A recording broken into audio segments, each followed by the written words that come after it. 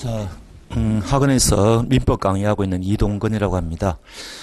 민법 강의한 지는 한 23년째쯤 됐고요. 지금, 민법 강의 3개 하고 있습니다. 이 학원에서 이제 노무사, 행정사라는 게 있거든요. 그거는 2차도 있는데, 그거 하고, 그 다음에 신림동 합격의법학원에서 감정평가사 민법 강의하고 있고, 지금 그렇게 3개 하고 있습니다. 자, 저는 이제 1차 민법에 대해서 이제 말씀을 드릴 건데, 1차가 지금 노동법 1, 그 다음에 노동법 2, 그 다음에 민법, 그 다음에 사회보험법, 그 다음에 뭐 선택과목, 이렇게 돼 있을 거 아닙니까? 근데 이제 금년도에는 요 민법하고 사회보험법이 너무너무 예상을 뒤엎고 어렵게 나와가지고 상당히 많은 분들이 뭐 과락을 맞았다, 굉장히 당황했다, 이제 이게 가장 일반적이거든요. 근데 제가 보기에는 사회보험법은 이제 바뀐 그 문제 경향에 맞추어 가지고 선생님이 거기에 맞춰서 강의를 하면은 이제부터는 별 큰 문제는 없을 것 같아요. 금년도 이제 문제 경향이 많이 바뀌었다고 그러는데 바뀐 경향대로 공부하면 되거든요. 제가 이제 선택 과목은 제가 별로 말씀드릴 게 없고, 그러면은 결국은 1차 과목에 이제 당락을 좌우하는 것은 노동법하고 민법인데, 사실은 노동법은 여러분들이 이게 2차 과목이니까 공부를 굉장히 많이 하거든요. 그래서 이때까지 계속 노동법 1차 점수를 보면은 뭐 요게 한 80점 나오고 이게 한 60점이라고 칩시다. 요런 식으로 이제 보통 많이 점수를 받더라고요. 그러면은 민법을 굳이 60점 안 받아도 되는 거죠. 요거 이제 60 나온다고 치면요. 여기서 1, 20점 더 받으면 여기 만약에 민법이 50점 나오더라도 평균하면은 이게 60점을 넘거든요. 그래서 결국은 1차에서 제가 보기에는 당락은 민법입니다. 다른 과목보다. 그래서 노동법도 여러분들이 어차피 열심히 공부하게 돼 있고, 그 다음에 사회보험법 조금 전에 말씀드렸지만 바뀐 경향에 맞춰서 공부하면 되고, 뭐 선택 과목은 제가 말씀드릴 게 없고, 민법은 굉장히 그 양이 많은 데다가 금년도에 정말 예상을 깨고 문제가 어렵게 나와가지고 여러분들이 굉장히 그 신경이 쓰이고 스트레스가 받게 돼 있다, 이런 거죠. 근데 저는 약간 의문을 제기하고 싶습니다. 지금 일단 민법이 보면은 이 민법 총칙이 있지 않습니까? 그 다음에 이제 채권 총론이 있고, 그 다음에 이제 채권 강론이 있거든요. 요게 한 180여 조문이 됩니다. 이제 여러분들이 공부할 게. 그 다음에 요게 한 250여 조문이 되거든요. 그 다음에 요게 150이죠. 요게 150이고, 요게 250여 조문입니다. 이렇게 이제 공부해야 될 조문이 굉장히 많고, 양이 많은 거는 사실이고, 그 다음에 과거에 요게 25문제가 출제되었을 때 어떻게 출제가 됐는가 하니까, 요게 항상 12문제가 출제되었어요. 여기서 항상 13문제가 출제됐거든요. 그래서 과거에는 기형적으로 민법 총칙이 조문수가 적음에도 불구하고 문제가 반 정도 출제가 되었기 때문에, 민법 총칙은, 이게 각종 시험에 과목에 안 들어가는 데가 없습니다. 변리사부터 해가 행정사, 주택관리사, 공인중개사, 세무사, 가맹거래사 등등 모든 시험 과목에 민법 총칙은 다 들어가 있어요. 그래서 민법 총칙은 새로운 문제를 낼 수가 없을 정도로 출제될 만한 어떤 경향이나 그거는 다 그냥 우리가 예상이 가능하다. 그러니까 채권법에 비해서 상대적으로 공부하기가 수월하다, 이런 이야기죠. 조문수도 적고.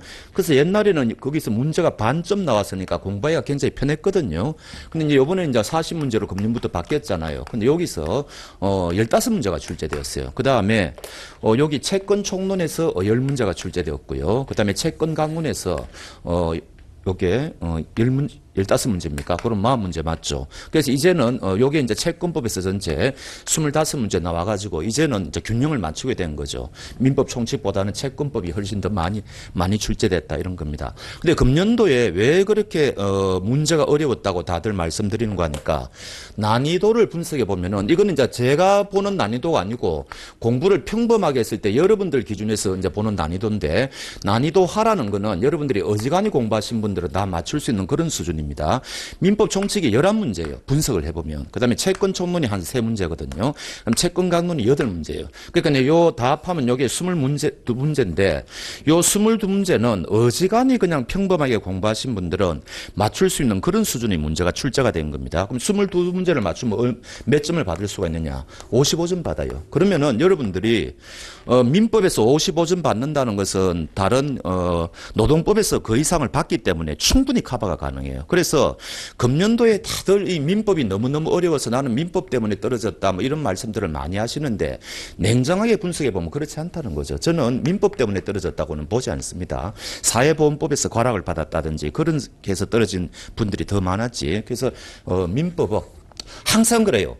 5년 전에도 채권 청문회에서 무지무지하게 어렵게 한번 출제가 된 적이 있거든요. 그런데 그때도 민법 총칙하고 채권 강론은 굉장히 쉽게 출제를 했어요. 그러니까 요것 때문에 굉장히 난이도가 워낙 채권 금년에도 여기 채권 청문회에서 워낙 어렵게 냈기 때문에 전체적인 난이도가 올라가 가지고 민법 전체가 어려운 것처럼 생각할 수는 있는데 냉정하게 분석해 보면은 55점은 받을 수 있는 문제였다. 이제 저는 그렇게 평가한다는 거죠. 그럼 여러분들은 55점만 받으면은 충분히 합격합니다. 노동법에서 고득점을 받게 되어 있기 때문에. 그러니까 너무 민법에 대해서 너무 겁을 먹는다든지 그렇게 할 필요가 없다는 거죠. 이때까지가 항상 그래왔어요. 저는 내년도에 굉장히 궁금합니다. 민법 총칙하고 채권 강론은 수준을 그대로 유지할 것 같은데 과연 채권 청문회에서 금년도와 같은 난이도를 계속 출제할 거냐. 이게 뭡니까? 10문제 중에서 3문제가 난이도가 하라는 말은 7문제가 난이도 상이나 중이거든요. 그러니까 어렵게 출제한 것은 사실이죠. 그래서 내년도에 과연 채권 청문회에서 어떻게 출제할까? 채권 강론은 어렵게 출제하는 게 한계가 있습니다. 민법 총칙도 마찬가지고 결국 관건은 이게 이제 채권 청문회 관건인데 과연 내년도에 어느 정도 어렵게 나오느냐 이제 그게 좀 문제고 그 다음에 또 금년도 문제 굉장히 특징 중에 하나의 문제가 박서영 문제가 40문제 중에서 물경 12문제가 출제가 되어 있어요. 박서영 문제가 뭡니까? 다음 중 올바른 것은 이렇게 해놓고 기역, 니은, 디귿, 리을 해놓고 기역, 니은, 니은, 디귿 뭐 이런 식으로 문제를 내는 거 박서영.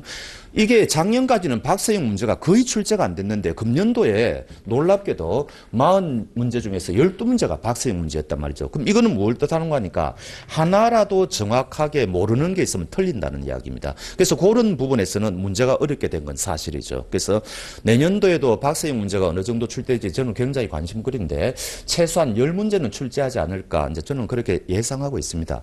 그럼 이제 공부를 어떻게 해야 되느냐? 뭐 방법이 없죠. 그래서 금년도 제가 객관식 문제를 만들 때 저는 작년까지는 이 민법에서 너무 여러분들이 과투자하는 것을 방지하기 위해서 이 민법 총칙은 아까 말씀드렸다시피 각종 시험 문제가 다 있다 그랬지 않습니까? 그 기출 문제를 다 따듬어 가지고 중복되는 문제가 없게 해가지고 문제를 다 실었고 요 채권 청문 채권 강론도 결코 어려운 문제는 제가 수록을 안 했거든요. 근데 금년도는 이제 문제 경향이 좀 바뀌었다 보니까 객관식 문제집을 한 100페이지 이상 늘렸습니다. 그리고 박서영 문제를 굉장히 많이 보강을 했고요. 그다음 종합 문제도 굉장히 많이 보강을 했고 그래서 어찌됐든 간에 작년도보다는 문제 어쩔 수 없이 좀 페이지가 늘어야 되겠다. 얘가 100페이지 내지 한 120, 30페이지 작년보다 늘어났을 거예요. 그래서 하여튼 박서영 문제를 많이 늘렸다. 이제 그렇게 보시면 됩니다. 그리고 강의할 때 저는 민법 총칙에 특히 저는 이제 치중을 하는데 여기서 고득점 받아야 되니까 이때까지 최근에 3년치 문제 뭐 변리사라든지 공인중개사라든지 주택관리사 뭐 등등 있거든요. 그런데 최근 3년치 문제를 강의할 때 이제 여러분들한테 프린트로 나누어 드리는 거죠. 그러면은 요즘의 문제 경향이 이렇구나, 출제 경향이 이렇구나, 그걸 충분히 알 수가 있거든요.